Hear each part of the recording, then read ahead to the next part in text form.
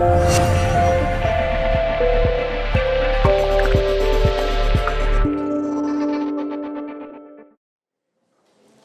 la siguiente persona que nos acompaña es psicólogo, titulado en Medicina Tradicional China, también terapeuta, locutor de radio, divulgador del misterio, investigador, bueno, y experto en ufología, que es de lo que nos viene a hablar hoy. Así que con todos vosotros presento a Manuel Estrada. El tema que vamos a compartir ahora mismo es un poco complejo. Es un tema un tanto inquietante. Y soy consciente de ello. Es decir, yo, a través de esta experiencia de compartir con todos vosotros lo que tiene que ver con el fenómeno OVNI y con las hipotéticas experiencias de contacto, solo pretendo compartir información y ni mucho menos sentar la cátedra acerca de ningún tipo de paradigma. Y además tampoco estoy seguro de que exista la realidad, sino quizás millones de realidades. Lo cual nos hace pensar que una de las grandes virtudes que cualquier investigador, vosotros mismos, no solamente yo, debe de desarrollar es la humildad. Quizá la humildad sea una de las habilidades sensatas más adecuadas de la inteligencia para poder caminar por un mundo tan lleno de incertidumbre. Y yo me había planteado el hecho de que este tema, el tema del fenómeno OVNI, que entronca directamente con las grandes preguntas de la humanidad. Y además, no sé si nos daría tiempo, pero sobre todo tiene una relación directa con el surgimiento antropológico de todas las religiones. Absolutamente. La tendencia del ser humano a divinizar aquello que es extraordinario provocó el hecho de que hace millones de años el contacto con seres no humanos surgiera o provocase, como digo, el origen primitivo de muchas actitudes religiosas por parte del ser humano. La palabra religión, del latín religare, significa volver al origen. Algo que siempre nos ha preocupado, encontrar el origen. Y es la primera vez, creo, que voy a intentar compartir algunas inquietudes personales, experiencias muy íntimas, que tiene que ver con el fenómeno OVNI y con el hecho de que yo personalmente desde hace muchísimos años he tenido encuentros directos con este tipo de seres y de fenómenos. Y es curioso porque yo sigo tendiendo al racionalismo. Necesito fervorosamente intentar vivir rodeándome de realidades para no perder el contacto con la Tierra. Pero es que ¿cuántas tierras existen? Es una pregunta muy inquietante. ¿Cuántas pueden existir? Y no me refiero solamente a este universo, me refiero incluso al propio mundo. Ha habido ponencias que han hablado de diferentes aspectos dimensionales de la realidad de este mundo, lo cual es absolutamente cierto. Se me antoja pensar que el espacio-tiempo es una especie de cebolla que está formada por millares de capas, y entre capa y capa hay una membrana, como todos sabemos, en la naturaleza de la cebolla, que impide que interactúen. Solo que a veces hay fisuras, y estas fisuras permiten que se produzca la interrelación entre habitantes de una dimensión y de otra. Y se puede captar todo tipo de hechos que son más que ciertos. Por lo cual pienso de que muchas realidades del fenómeno espiritista, mediúmnico, etcétera, tiene que ver con la posibilidad de que el ser humano esté interactuando con otras dimensiones que están aquí, ahora mismo. Porque está la dimensión de las bacterias, por ejemplo, que ni se podría intentar explicar si no es a través de aceptar que lo invisible es absolutamente cierto. De hecho, mi amigo José Cabrera, que es un conocido neurólogo, forense, etcétera, etcétera, que interviene mucho en Cuarto Milenio, afirma que el 70% de la realidad es invisible. Y esto ocurre con estas naves, que ahora vamos a ver algunas de ellas. Javier, es un desastre la imagen. No se ve bien, ¿verdad? No, se ve fatal, porque en realidad se ve mucho mejor. ¿De él? O seré yo, mi cabeza puede producir interferencias. Es el tamaño. No se ve bien. No se ve bien. La imagen real es mucho más nítida, mucho más cierta, pero yo sí os invito a que cualquiera que en adelante quisiera tener a su disposición este material, yo lo regalo. Yo os ofrezco después mi correo, yo regalo, tengo un material A mí me ha aconsejado Javier que es el cerebro de mi cuerpo. Lo demás en mí no tiene mucha inteligencia. No te rías, es así. Que no diga mucho acerca de ese material porque es un poco delicado. Tengo material que es fidedigno, que es original, que lo he grabado yo en base a contactos preestablecidos, en base a comunicaciones, en base a todo tipo de fenómenos de relación con estos seres que surgieron cuando yo era muy niño y no lo sabía. De hecho, yo creo que estudié ciertas cosas en relación al terreno de la mente para tratar de comprenderme, lo cual no he conseguido. Pero por eso estudié determinadas materias en torno al estudio de la mente humana. Pero eso no quiere decir que el hecho de que seamos conscientes de que hay realidades absolutamente trascendentes estemos mal. ¿Existen los ovnis? ¿Qué son los ovnis? A diferencia de los NTNH, naves tripuladas no humanas. Naves tripuladas no humanas. Existen tanto los ovnis como los otros objetos. Los ovnis pueden ser cualquier cosa, hasta los orbes son ovnis, objetos volantes no identificados. Y desconocemos hasta qué punto los militares norteamericanos y los rusos disponen de tecnología militar increíble para estar haciendo cosas directamente vinculadas a las abducciones. Cosa que ha servido como pretexto para poder justificar muchas investigaciones médicas por parte de militares norteamericanos. Un tema muy inquietante que vamos a dejar para otro día. La pregunta es, ¿existen los ovnis? Sí, claro que existen. Por supuesto que existen. Todo lo que podemos llegar a imaginar psicológicamente existe. Porque, para bien o para mal, dentro de nuestra mente hay un tímido arquitecto que, como le demos motivación, es capaz de crear realidades.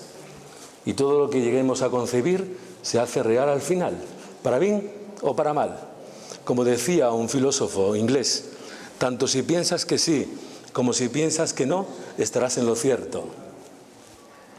¿Existen las naves tripuladas no humanas? Sí. Que esto sigue pasando, alguna imagen. Bueno, sí, es que se puede ver. Sigue pasando. El hecho de que estas naves a veces tengan un aspecto poco materializado, un tanto hermético, como camuflado, es por motivos obvios, por motivos muy evidentes. Y uno de los motivos es que no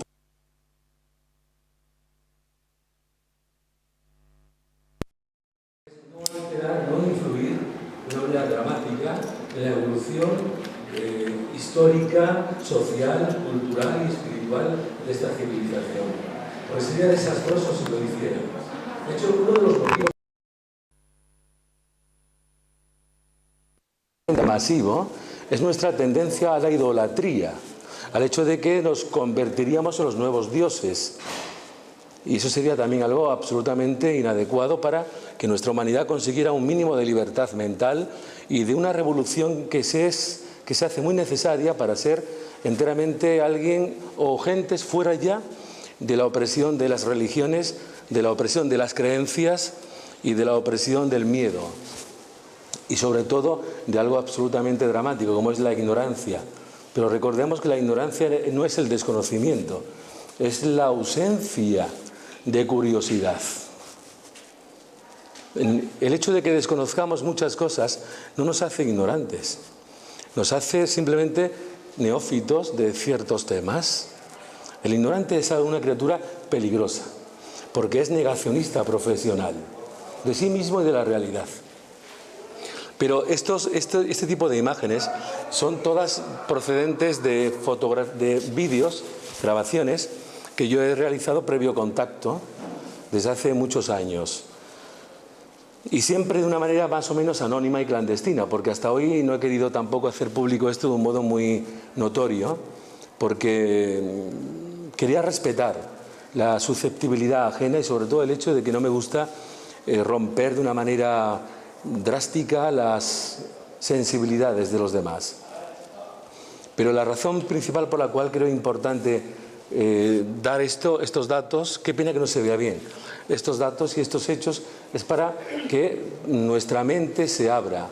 La mente, debéis de saberlo, es como un paracaídas, solo es útil cuando está abierto.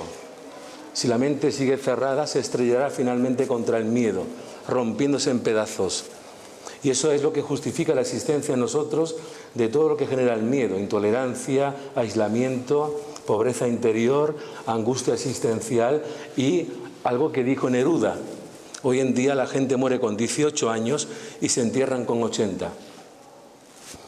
Por eso es tan importante investigar, creer, la curiosidad. Más allá de lo que podamos encontrar, lo realmente importante es el camino, no el final del mismo. El camino. ¿Sabéis lo que pienso? Haz una pequeña pausa, querido insensato. Pienso de que hay una cosa fundamental en el misterio. El misterio no es casual. Y el misterio, en general, obedece a una inteligencia extraordinaria, tal vez extraterrestre, que está intentando rescatar la esperanza humana a través de la curiosidad. La existencia de parafonías. Ciertamente hay millares a diario.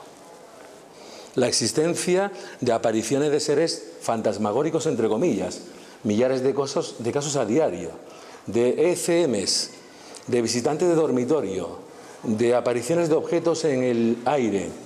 ¿Esto por qué? ¿Para qué? Hay tantas preguntas cuya respuesta abriría una ventana increíble a un nuevo universo que se nos está presentando. Y pienso que detrás del misterio está la capacidad de seguir creyendo, de seguir soñando.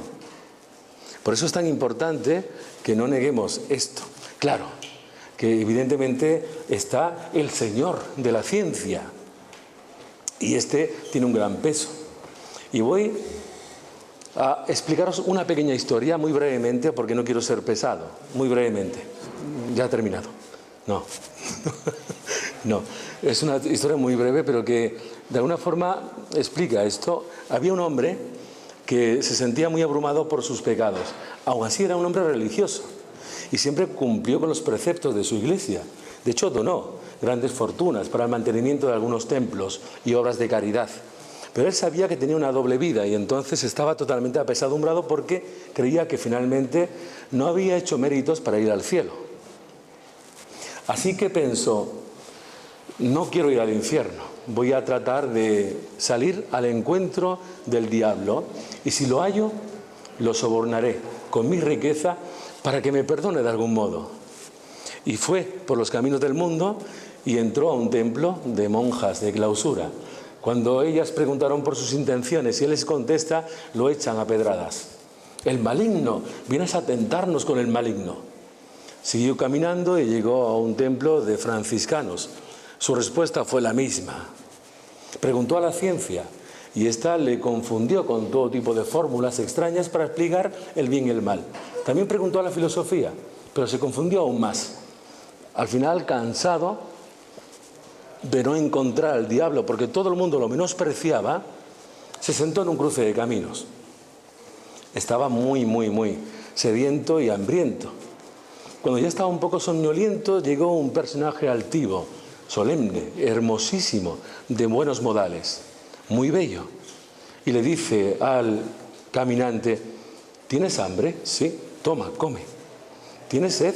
Sí, bebe. Y se sació.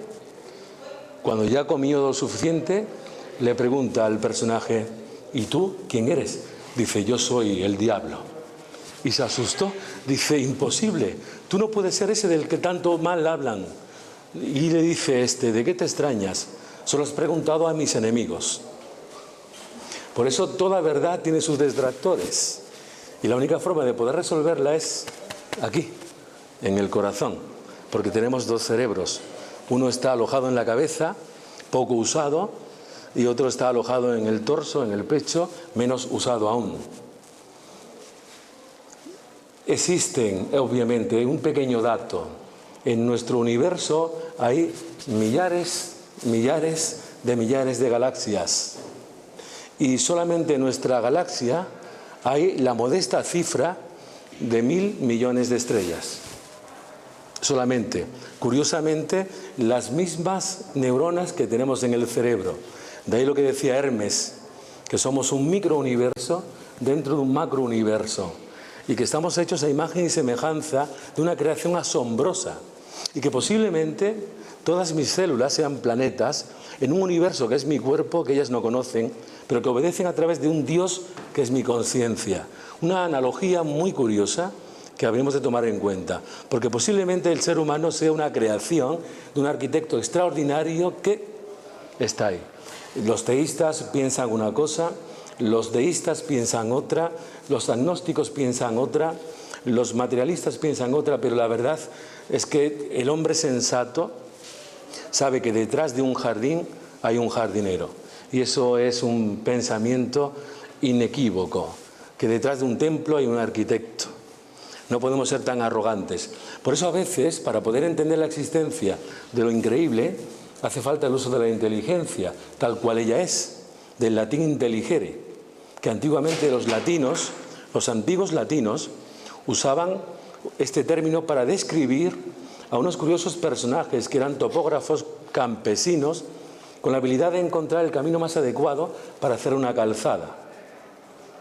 Y entonces estos hábiles conocedores del camino se llamaban intelligere, los que hallan el camino, los que encuentran el camino. Por eso la inteligencia no es la erudición, no es la sapiencia, no es la academización del cerebro. La inteligencia es algo más noble y es una luz, una linterna que se enciende en la mente cuando ésta busca la verdad. Lo siento por ser tan contundente. De hecho, desde el punto de vista psicológico, el hombre no madura asexualmente hablando, quiero decir, hombre como ser universal. Yo no creo en los sexos, creo en el ser humano, pero el hombre solo madura cuando se hace 3 preguntas. ¿De dónde vengo? ¿Qué hago aquí? ¿Y qué haré después de morir? Pues bien, aunque no os lo parezca, esas preguntas tienen contestación con estos fenómenos, con los ovnis, tal como yo los entiendo, y con estos seres que probablemente estén al servicio de un plan divino. Bien, hemos afirmado. ¿Puedes poner algún vídeo, por favor? O pongo otra imagen. Tengo algunos vídeos, algunos solamente, porque los demás los tengo guardados. Es que no se ve bien. Esta imagen no se ve bien, pero eso fue una media tarde en casa, que estaba sentado y me dijeron: abre la cortina porque estamos enfrente. Y está en el barrio, encima, a unos 300 metros sobre los edificios, un objeto suspendido, totalmente silencioso, y cuando lo pude filmar, salió y se evaporó. Pero son muchas de estas. Sigue, por favor. Son naves. Esta es una nave despegando, tipo cilindro, de unos 100 metros de longitud. Sigue, por favor. Esta es una nave tubular de un tamaño aproximado. Todo esto es en la provincia de Córdoba. El 90% de las imágenes que yo tengo y de los vídeos que he conseguido están todos conseguidos en la provincia de Córdoba, en diferentes localidades donde hay lugares que yo sé que son interesantes para ellos por motivos que son muy importantes para España. Alguna vez se sabrá con los acontecimientos que seguramente van a ocurrir. Pon si quieres alguno. Bueno, hay objetos de todo tipo. Tengamos en cuenta que posiblemente nuestra humanidad, nuestra Tierra actualmente, está siendo visitada por más de 3.000 civilizaciones distintas de todo este universo, no solamente de esta galaxia. Solamente voy a hacer una pequeña aclaración.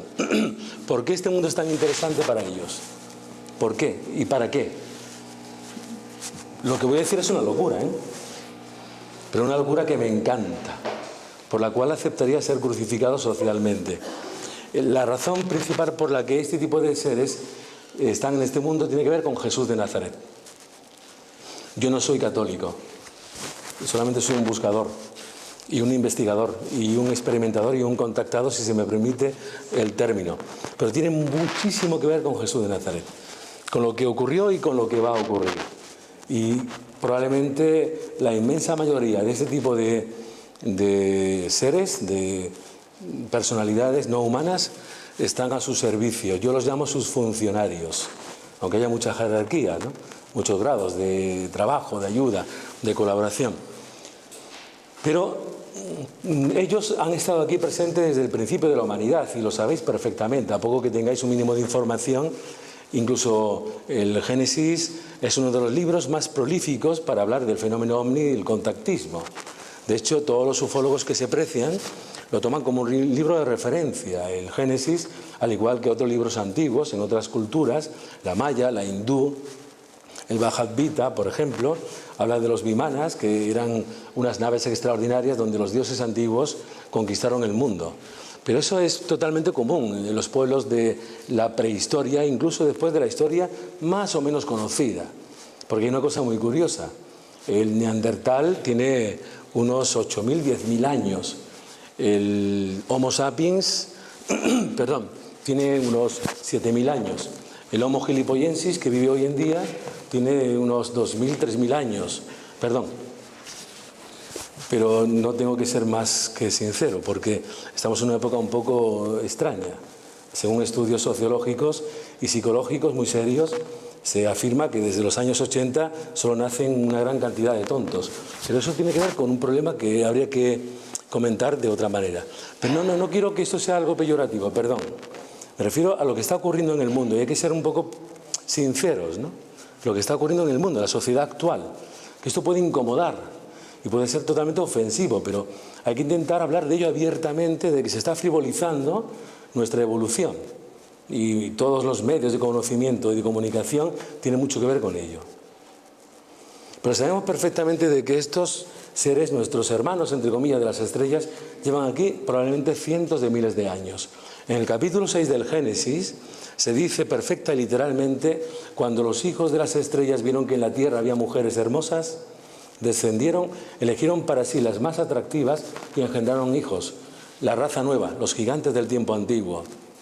Pero este hecho que se menciona en ese capítulo del Génesis es muy abundante en todos los otros libros del Antiguo Testamento, desde el Génesis hasta el Pentateuco, o hasta los Salmos incluso. Es decir, y en todas las culturas. No vamos a hablar ya de las cuevas que están grabadas con su presencia, de construcciones colosales como las pirámides en todo el mundo. Tienen un cierto conocimiento y una sobreestimación las pirámides egipcias, pero las más importantes y faraónicas están en la zona de Bosnia, donde hay más de 1000 pirámides y algunas con una altura de casi 800 y 900 metros. Hay pirámides en España, hay pirámides en toda Europa, hay pirámides en todo el mundo, porque seguramente hace miles de años ellos bajaron por una serie de razones y crearon aquí una civilización extraordinaria, increíble. ¿Qué pasó? La historia es tan interesante, tan fascinante, que por eso a veces hago esos comentarios de que esta sociedad está perdiendo la magia, el contacto con lo extraordinario. Que están al lado nuestro. Mirad, hay casos tan asombrosos como, por ejemplo, voy a contar uno que es muy conocido. Hay muchos, este es muy interesante, ocurrido en el año 1910 en una población de Málaga llamada Ojén, cerca de Alhaurín el Grande, cerca de Coín, en esa zona que es muy conocida, donde un pastor, un cabrero muy reputado en la población, Pedro Cerezo, que a la sazón tenía en aquellos años 40 años, Pedro Cerezo era un hombre muy reputado en la población por sus actitudes nobles, por su comportamiento, su gentileza, su bondad. Era de ideas religiosas muy pronunciadas, un hombre fornido, alto, aún así compasivo y muy amable. Tenía esposa, pero no hijos ni familia.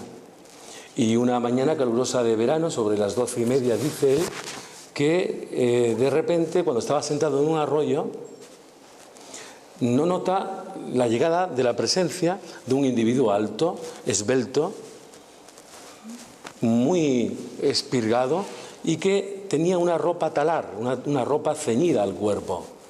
Le llama la atención su actitud solemne y noble, como aristocrática, y de una belleza inusual. Tras las primeras impresiones, Este individuo dice ser de otro mundo y pertenecer a una humanidad que junto con otras llevan miles de años protegiendo y custodiando la tierra de todo tipo de adversidades y de peligros. Al principio, Pedro Cerezo, llamado Pedro el Sabio, después le dice que cree que está loco. Y este hombre, este supuesto ser, se molesta, le dice: no me menosprecies, vengo de una raza moralmente muy elevada. Entre tú y yo simplemente hay algunos miles de años de diferencia, de evolución. Y le habla del universo, le habla de la naturaleza, le cuenta que hace miles de años tuvieron que provocar la desviación de la órbita terrestre de 9 a 13 grados para permitir el impacto de un meteorito, y Pedro era un hombre inculto, de un meteorito que provocase la extinción de grandes animales como los saurios, a bien de que el hombre pudiera surgir posteriormente. Le habla después de que incluso tuvieron que desviar a otros posibles monstruos celestes, grandes asteroides, porque el ritmo de colisión amenazaría con la Tierra. Él regresa después de que ese encuentro termina, inicialmente cuenta esto, pero la gente obviamente no lo cree. Pero esos encuentros se siguen sucediendo, dando paso a otros seres de similares características, donde le advierten de hechos futuros y él los comunica a la localidad. Cuando tales hechos ocurren, la gente ya, en vez de reírse, se asustan y lo toman en serio, muy en serio, porque empiezan a ocurrir. Él un día deja de contar acerca de estos seres, pero su personalidad cambia, se vuelve un sabio, un profeta, un sanador, que nunca cobra por sus intervenciones sanitarias, y a él acuden gentes de toda la comarca para ser curados o mejorados de sus dolencias, con resultados increíbles. Y él nunca cobra, nunca quiere aceptar ningún tipo de remuneración económica, se basta con su pastorío y la venta de sus quesos y poco más. Y él un día dice: tengo que hacer un viaje con ellos, me han dicho que voy a hacer un viaje con ellos, no sé si volveré, no temáis, me han dicho que todo es posible en el universo y que nada ni nadie muere. Y la pista se pierde bastante acerca de Pedro Cerezo, Pedro el Sabio. 100 años después, en el año 1996, un escultor muy famoso, Marino Amaya, que se afinca en esa zona, una noche sobre las 9:30 aproximadamente, de repente escucha mucho ruido en la finca donde él vivía, a las afueras de la localidad de Ojén. Escucha un ruido extraño, como esa zona es frecuentada por jabalíes y zorros, se pone en guardia pensando que iban a atacarle, cuando de repente una luz lo ciega, y después de que pasa esta luminaria, ve que de la misma se desprende un ser de unos 90 centímetros de altura, con el cuerpo bastante delgado, los brazos muy largos por debajo de las rodillas, la piel como rojiza y los ojos grandes y azules, y una mirada un poco como inerte. Y le dice lo mismo: hemos llegado hasta ti porque vemos que eres un hombre bueno, de nobles intenciones y de corazón profundo, y venimos a transmitirte un mensaje. Este encuentro es el primero de una larga serie de contactos con seres de esa supuesta humanidad que dijeron la misma afirmación: estamos aquí para proteger a este mundo, para proteger a esta tierra. Lástima que después de muchos encuentros, de muchas comunicaciones, él no tiene la precaución de reunirlas, de conservarlas. En el año 2014 fallece, perdón, 2004 quería decir, fallece en marzo del año 2004. Y no hay constancia de muchas de estas experiencias, no existen. Pero eso nos da a entender que efectivamente hay una realidad de contacto, de contactos entre estas civilizaciones y, con toda seguridad, nosotros. Hay 3 tipos de contacto que se están produciendo. Yo no voy a hablar de mi experiencia personal, no voy a personificar en absoluto lo que yo he vivido. Solo quiero compartir una información que puede tal vez ser útil para una minoría, creo. La primera forma de contacto que se está produciendo es a nivel muy íntimo y mentalmente, en lo que llaman el dormitorio, los fenómenos de Diana, los visitantes de dormitorio. Y esto es algo absolutamente cierto que cada vez tiene más y más y más repercusión en la sociedad. La pregunta es por qué y para qué, que sea algo muy interesante. La segunda forma de contacto es simplemente el visual, son los regalos, las salutaciones, como ellos están diciendo, salutaciones. El hecho de poder presenciar ese tipo de seres o de objetos, tanto aterrizados o semiaterrizados o en el aire. La tercera forma es el encuentro físico, el encuentro mucho más directo.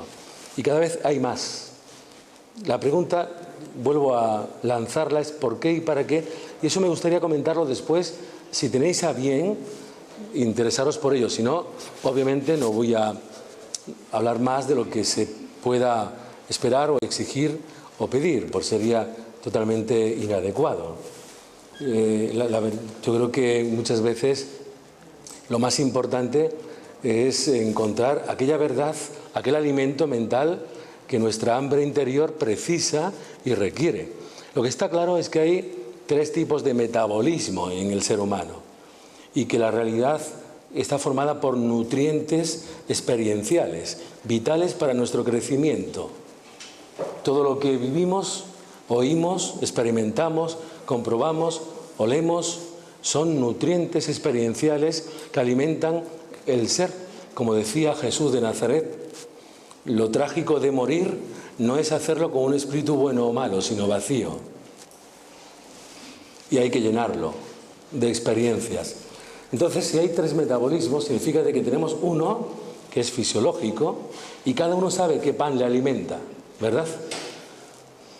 Y hay que hacer una defensa por la nutrición personal, por la autonomía gastronómica mentalmente hablando. Yo quiero que cada uno en el supermercado de la vida busque qué tipo de nutrientes son más atractivos para su estómago, pero también hay otro metabolismo, que es el metabolismo mental. La mente existe y se alimenta ¿de qué? Se alimenta de conocimiento, se alimenta de poesía, se alimenta de música, se alimenta de amistad, se alimenta de sabiduría, se alimenta de todo aquello que hace que el ser mentalmente tenga identidad. Pero después está el tercer metabolismo, el más delicado de todos y el más menospreciado, el del espíritu, que el pobre solo tiene un único nutriente, no tiene más, el amor. Tiene una alimentación muy básica, muy limitadilla, el amor. Y sin este nutriente, él muere. Sin ese otro nutriente, la mente también. Por eso creo que hay muchas personas bien alimentadas mentalmente y físicamente, pero espiritualmente no. O algunas que están muy bien alimentadas físicamente, pero mentalmente y espiritualmente menos aún. En fin, que no quiero, ni mucho menos intentar imponer ningún tipo de idea, pero sí que admitamos el hecho de que estamos en un cónclave de tiempo donde las circunstancias, los hechos, los acontecimientos, los fenómenos están indicando que la humanidad se está acercando a una transformación. ¿Por qué? Muy sencillo, porque es absolutamente imprescindible, ya que así no podemos continuar.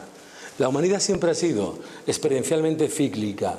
Todas las grandes civilizaciones han tenido su época de surgimiento, desarrollo y declive. ¿Será este el nuestro? Es otra pregunta. ¿Estamos asistiendo a nuestro declive? ¿Es posible que esta sea la última humanidad que se encuentre en la Tierra? Y si es así, ¿ellos quieren que no nos destruyamos? ¿Es posible que estén aquí para evitar que eso ocurra? Como le dijeron a Pedro Cerezo, Pedro el Sabio, estos humanos de otros planetas que pertenecían a una civilización que llevaba miles de años protegiéndonos. ¿Hay seres extraterrestres hostiles? Sí. Sí los hay. Los ha habido y los habrá. Pero sí es cierto de que por razones muy complejas y muy interesantes hace décadas los grandes guardianes de los cuales también habla la Biblia, y el libro de Enoc, y otros libros apócrifos, y otros libros misteriosos, los grandes guardianes ahora ya se han decidido a impedir que nada ni nadie altere nuestro libre albedrío. Ahora es la nuestra. Ahora nos toca a nosotros decidir realmente. Por eso sí ha habido anteriormente épocas en las cuales se han producido gran cantidad de abducciones, raptos, asesinatos por parte de seres no humanos. Eso es cierto. Yo tengo casos y conocimiento de muchísimos casos en los cuales eso es preocupante. Pero desde hace un tiempo no, porque las cosas están cambiando. Y además, no sé si tocar este tema, pero solo es un pequeño apéndice. Si os molesta, pues me callo y como tendríamos que participar. Es posible que este mundo sea y resulte muy, muy, muy interesante para estas humanidades extraterrestres porque estuvo visitado hace más de 2000 años por el Hijo de Dios. ¿Existió el Hijo de Dios? ¿Creéis que Jesús de Nazaret es el Hijo de Dios? Bueno, eso es algo, es una pregunta y eso se puede desarrollar de mil maneras.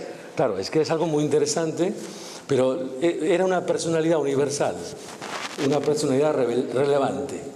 Y lo cierto es que hay casos como, es que será un tema muy extenso, pero yo me acuerdo de un caso donde Francisco Padrón, Canarias, que era un hombre maravilloso, creó un grupo de Operación 23 para contactar con los seres de Ganímedes y de otras lunas de Júpiter, y finalmente obtuvo contacto con seres que eran buenísimos, maravillosos, y un día el grupo de Francisco preguntó a estos seres: ¿sabéis quién es nuestro Jesús de Nazaret?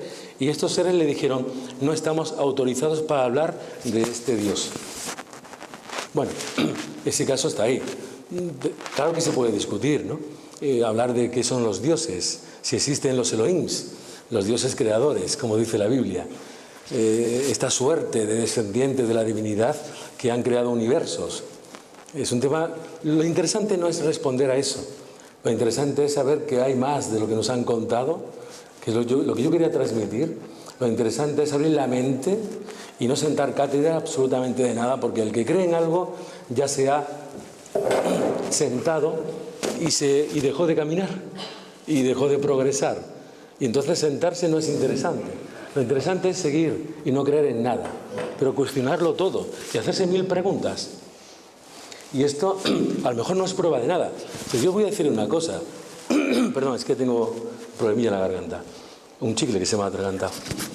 No. Hace un tiempo yo presenté varias de estas imágenes y vídeos a diferentes personajes porque me dijeron: estos son pues photoshops, son maquinaciones tuyas, y yo os aseguro que no tengo ningún interés crematístico en esto, ninguno. O sea, yo no tengo buena relación con el dinero porque no nos llevamos bien, ni él ni yo. Ni él me quiere y yo tampoco él. Bueno, es diferencias que tenemos entre los dos. Así que yo entregué esta información a gente y no han sabido desmentírmela, pero tampoco me han dicho es verdad. Porque si es verdad, no es mentira. Y si es mentira, no es verdad. Y otra gente, en cambio, me han dicho: no queremos saber nada. Claro, una mente que está llena de creencias, un cántaro lleno de contenido, no puede admitir más agua. Es imposible. O rompes el cántaro o lo vacías, pero no tienes otra. Pon algún vídeo, por favor. No, es imposible. Son algunos vídeos que he filmado, pero tampoco significa nada. Y os voy a contar un caso del por qué tampoco significa nada este tipo de vídeos. Ese fue previo contacto con mi hermana, que me dijeron: pasaremos a tal hora y va a pasar, después de que aparezca un corredor, va a pasar ahora. ¿Lo habéis visto? ¿Qué? Ay, perdón, en mi cabeza, lo siento. No es la cabeza. No, Javier, sensato. ¿No se ve aquí? ¿No? ¿Y eso por qué? No, pero ahí no se puede ver. Ahora lo intentamos porque se ve muy claramente. Y fue previo contacto, fue a una hora determinada, un día determinado, me dijeron: pasaremos a esta hora. Tiene que verse.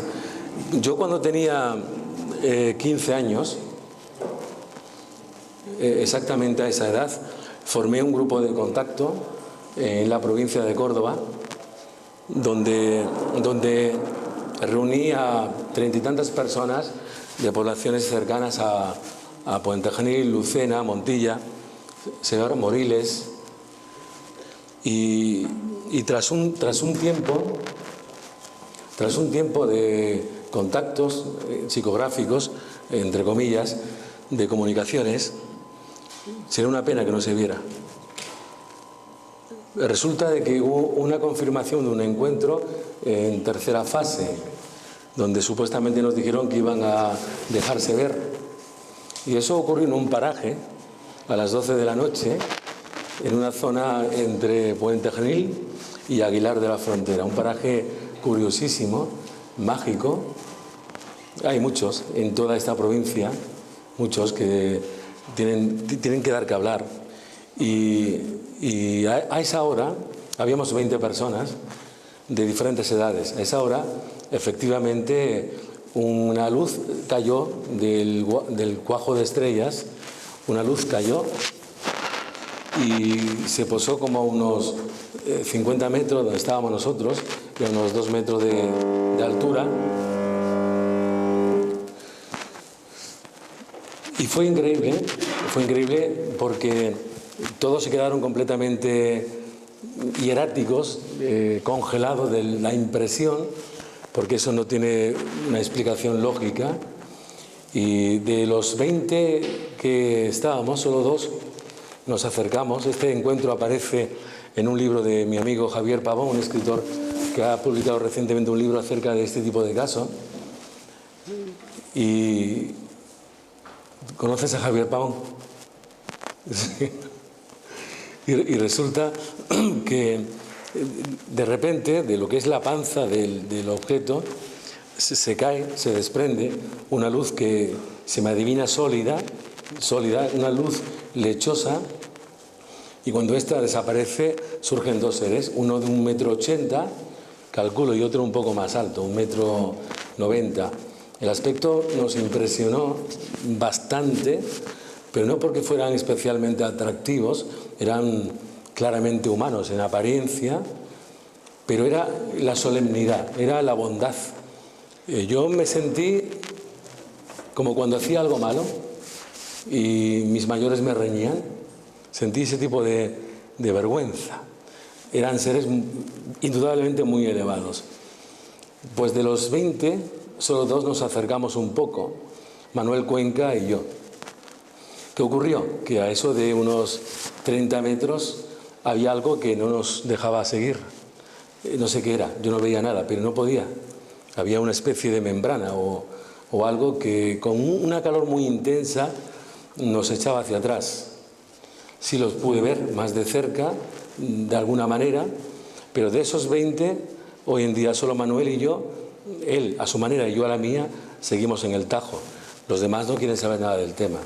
Lo cual quiere decir de que el hecho de ver ciertas cosas no implica de que necesariamente las adoptes en tu idiosincrasia, las admitas o las creas. Porque hay una cosa que es evidente desde el punto de vista psicológico, y es que la mente, especialmente el cerebro, diría yo, lleva millones de años protegiéndonos de la destrucción y utiliza 3 elementos para evitar que estemos en contacto con lo extraordinario y con aquello que es absolutamente incomprensible para la lógica cerebral. Esos 3 elementos que utiliza el cerebro para que no creamos en lo invisible es el miedo, la culpa y la indignidad. A través de los siglos, estas 3 herramientas cerebrales nos han protegido para no extinguirnos. Por eso muchas veces el cerebro, a veces nuestra mente aliada con el cerebro, te dicen esto no es cierto, esto no es explicable por la ciencia, y que lo es siempre. Además, detrás de la ciencia hoy en día hay tremendos y pésimos intereses económicos y políticos, lo cual sería otro capítulo aparte. Y no, la ciencia hoy no es una señora demasiado elegante ni demasiado digna, ni la ciencia ni tampoco la religión. La única ciencia que me parece loable es la curiosidad y la investigación propia, anónima y clandestina, si es posible, porque como te asocies muchas veces también es peor, es destructivo. Por eso el cerebro tiene tanta dificultad para poder llegar a creer, porque nos protege de lo extraño, nos advierte de lo peligroso que es traspasar la línea de lo normal a lo esquizofrénico, porque todos los que son creativos son esquizofrénicos en según qué tipo de grados. Hablo desde el punto de vista psicológico. La psicología es otra ciencia que se ha rendido y se ha prostituido a la psiquiatría y a la farmacología. Pero bueno, esas son otras cuestiones que vamos a dejar atrás porque no me competen totalmente hoy en día. Pero es verdad. Entonces, es el estigma que arrastra y arrastramos los que creen o creemos o buscamos tratar de compartir aquello que sabemos que es absolutamente cierto. ¿Cuál es la razón principal? ¿No se puede ver? Pues lo siento porque están ahí. Ahora lo pasamos uno a uno. Os lo paso yo. Si me dais los correos o estamos en contacto, yo os paso esta información, los vídeos y los fotogramas para que los tengáis. Hagáis lo que queráis, investiguéis y los desmentáis o los afirmáis, porque están ahí. Y hay muchos.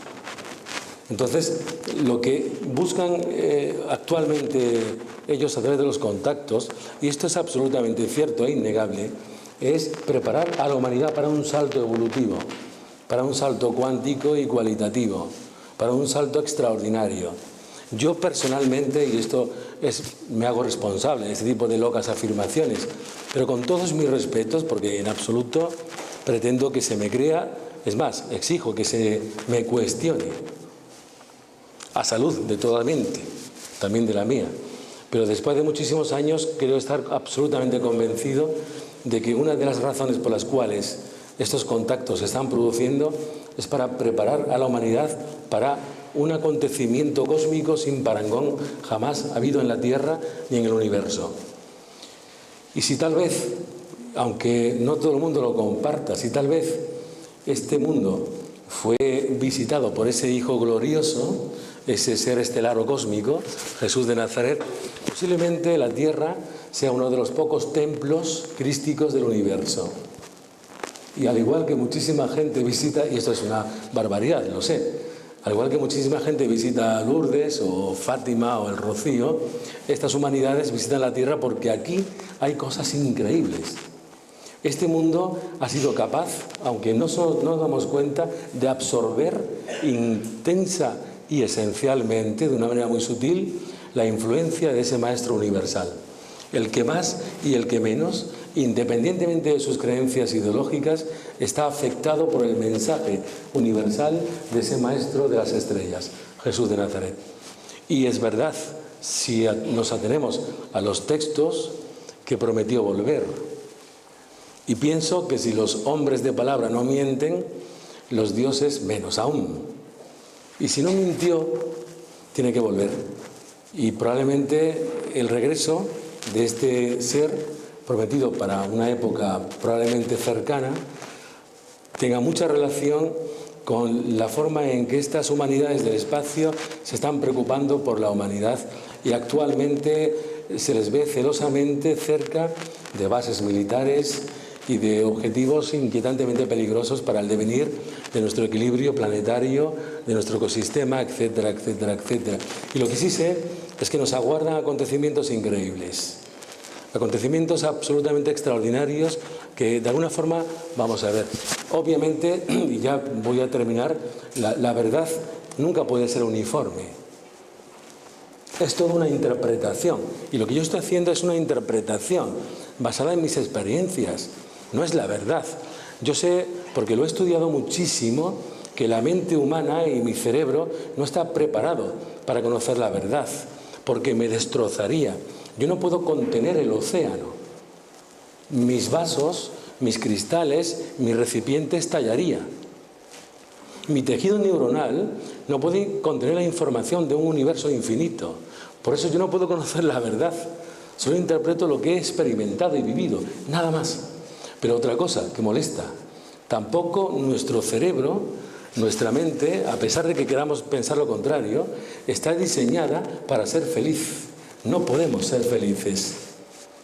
porque la felicidad es una contradicción. Si amamos a los que sufren, a los que nos preocupan, a nuestros familiares hambrientos y a la mitad del mundo que está pasando hambre, esa felicidad sería denunciable, entre otras cosas. Es decir, son temas tan inquietantes que habría que mirarlos con otro tipo de ángulos mentales y descriptivos. Estamos aquí para intentar encontrarnos a nosotros mismos, para encontrar el sentido de nuestra existencia y algo muy importante, con lo que quiero terminar, algo muy importante, para saborear la vida, nada más. Porque a otra cosa no podemos llegar, a saborear la vida, seamos quienes seamos, seamos altos, bajos, locos, cuerdos, heterosexuales, homosexuales, ¿qué más da? Basta de adjetivos. Estamos aquí para saborear la vida y entender que no existe nada más que este presente, esta realidad, este momento. Por eso tampoco quiero compartir otras explicaciones de por qué y para qué se encuentran tal vez estas civilizaciones y si posiblemente vaya a haber el devenir inmediatamente de acontecimientos desastrosos que también posiblemente puedan ser ciertos, acontecimientos fatales. Porque otro capítulo aparte, que no vamos a tocarlo porque sería muy complejo y que nuestros compañeros anteriormente lo han desarrollado, es que ciertamente ni esta es la realidad, ni este es el primer mundo al que vamos a ir, ni la vida es lo que pensamos. Posiblemente hemos llegado aquí y ya concluyo diciendo que somos simplemente viajeros del universo en un viaje infinito hacia la luz. Y eso es lo único cierto, que somos viajeros. Entonces, 3 preguntas, por favor. 3 preguntas. Somos viajeros. Primera pregunta. ¿Queremos viajar? ¿Queremos vivir? ¿Queremos vivir realmente? ¿Somos conscientes de eso? ¿De aprovechar el viaje para vivir? Solamente. No conquistar, ni almacenar, ni guardar. Vivir. Vivir desde nuestra posición. Segunda pregunta. ¿A dónde queremos ir? Porque ¿cuántos barcos van a la deriva por no tener cartas de navegación? Ni rutas predeterminadas, ni brújula mental. ¿Cuántos barcos van dando vueltas y vueltas y vueltas desorientados? Esa pregunta hay que contestarla. ¿A dónde? El propósito. Y la última pregunta es ¿con qué equipaje? Hay un dicho árabe que me encanta que dice: mientras más cargues tus alas de plomo, más difícil te será levantar el vuelo. El equipaje. ¿Con quién quiero estar? Que eso pesa mucho. Mis compañeros sentimentales o compañeras, mis hijos o hijas, y mis amigos o amigas, mis ambiciones e hipotecas, mis pretensiones económicas o no. Eso pesa mucho. Si quiero viajar, ¿hacia dónde y con quién? Y dicho esto, entonces, entendemos que estamos aquí para experimentar la vida, pero que ellos tienen mucho que ver con esta realidad. Porque este mundo, nuestro universo, está formado por millones de mundos según ellos, millones de planetas habitados, millones. Hipotéticamente más de 10 millones de mundos habitados con civilizaciones humanas. Y lo que dicen es que si este mundo finalmente experimentase una catástrofe, una hecatombe nuclear, es como si un órgano finalmente cayese ante un cáncer. La metástasis sistémica o cósmica sería inevitable. Es decir, las consecuencias de que este mundo experimentase una hecatombe afectaría al resto de los órganos sistémicos de la galaxia. No sé si me entendéis. Finalmente, todo lo que ocurre en una célula afecta hasta el ojo, afecta hasta el dedo del pie. Y eso es lo que dicen ellos. Y como no quieren que esto ocurra, es por eso que están aquí. Esa es la razón. Y ya me callo porque... Gracias. Gracias.